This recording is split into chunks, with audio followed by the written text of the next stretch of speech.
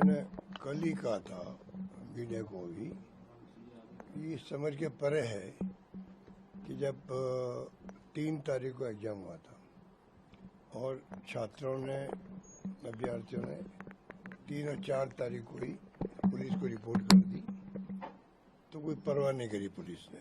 फिर उन छात्रों ने एनटीए को लिखा, तब जाके उन्होंने डीजी पुलिस को, मैंने सुना है कि इतला करी कि भाई ये शिकायत हमारे पास आ रही, राजस्थान से आ रही। तब केस एसओजी को दिया गया, उन्होंने 20-30 लोगों को अरेस्ट कर लिया। पर ये समझ के परे है क्या कारण था कि एफआईआर तक दर्ज नहीं करे थे। मैंने कल ही मांग करी, आप एफआईआर दर्ज क्यों नहीं कर रहे हो?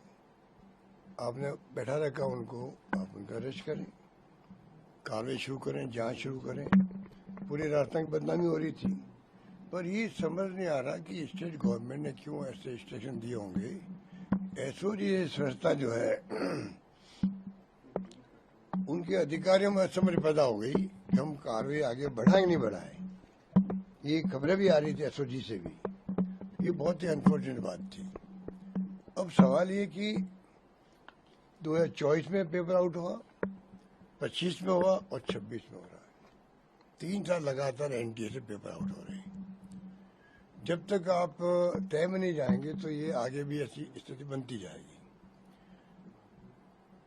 पहले भी जो एग्जाम होते हैं राज्यों में, वहाँ पे भी राजस्थान सहित, मैं जहाँ तक समझता हूँ शायद उसमें यूपी भी है, गुजरात भी है, हो सकता है एक आधे स्टेट में गलत बोल रहा हूँ, मतलब देहरादून का भी रिपोर्ट आई थी, बिहार से भी आई थी, कई राज्यों से आती रहती है।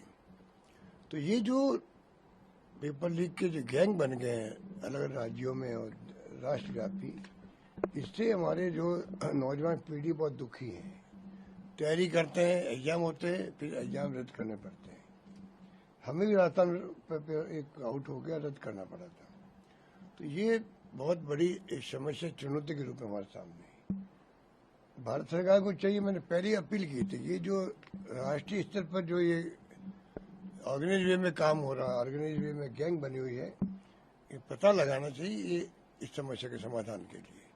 अब आप आश्चर्य करोगे, अभी ये राजस्थान में एसओजी जांच कर रही है, वो पेपर जो राजस्थान से आउट हो गए, जयपुर या सीकर से, जो हम सुन रहे हैं, उसने एफआईआर दर्ज आज भी नहीं करी है, आज की होगी।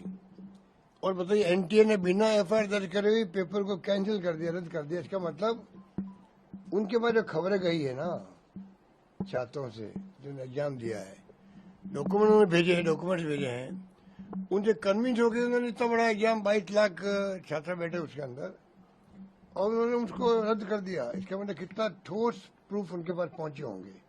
जो उनके पास पहुंच चुके हैं, एनटीए के पास पहुंच सकते हैं, नेशनल एजेंसी के पास में, तो राजस्थान गवर्नमेंट के पास, एसओजी के पास नहीं पहुंचे क्या? तो पता नहीं है क्या बदनामी के डर से, क्योंकि हमें बदनाम कर रहे हैं 2 साल से, पेपर आउट।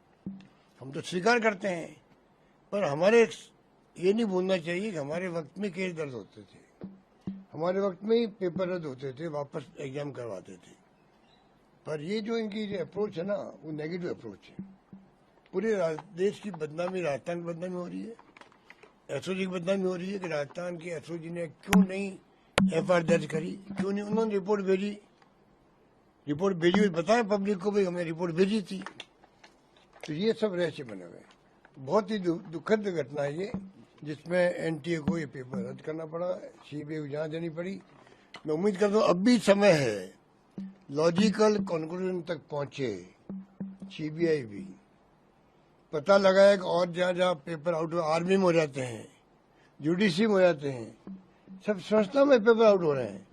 तो ये फन फॉर ऑल, हमेशा के लिए प्रॉब्लम हल होनी चाहिए। मेरा मानना है, मेरी रुचि उसके अंदर है कि सरकार किसी पार्टी की हो, पेपर आउट होना बहुत बड़ी घटना होती है। तो मैं समझता हूं कि उसके लिए किस प्रकार से हमेशा के लिए बीमारी समाप्त हो। बेरोजगारी बहुत ज्यादा है, लोग कहते हैं बेरोजगार लोग क्या करें, ये धंधा पकड़ लिया, धंधा शुरू कर दिया इन लोगों ने। बड़े बड़े नेता उसमें कई बार शामिल होते हैं, ऐसे नाम भी आते हैं। तो ये मैं समझता हूँ इन बातों में बहुत गंभीरता से लेना चाहिए सरकार। अब सरकार, भारत सरकार तो क्या है,